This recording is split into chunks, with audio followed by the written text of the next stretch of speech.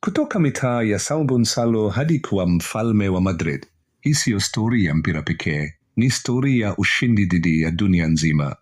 Alianza akiwa na miaka 16 tu kule Flamengo. Kila mtu aliona kipaji, lakini hakuna aliyejua mzigo atakaobeba. Mwaka 2018 Real Madrid wakamchukua. Kijana mdogo, ndoto kubwa, lakini presha ilikuwa kubwa zaidi.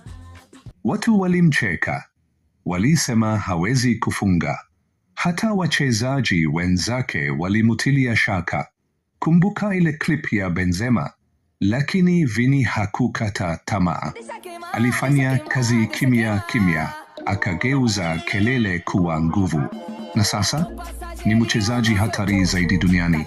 Mabao ya finali za Champions League, chenga za maudhi, na ujasiri wa kupigana na ubaguzi wa rangi uwanjani.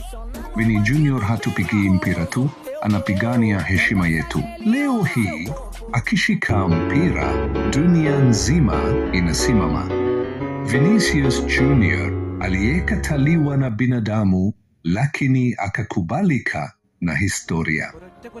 Safari za mastaa haziishi hapa. Kama umeguswa na historia hii ya Vinicius Junior, basi usikose subscribe sasa ili uendelee kupata hadithi za kusisimua za wachezaji maarufu na watu mashuhuri.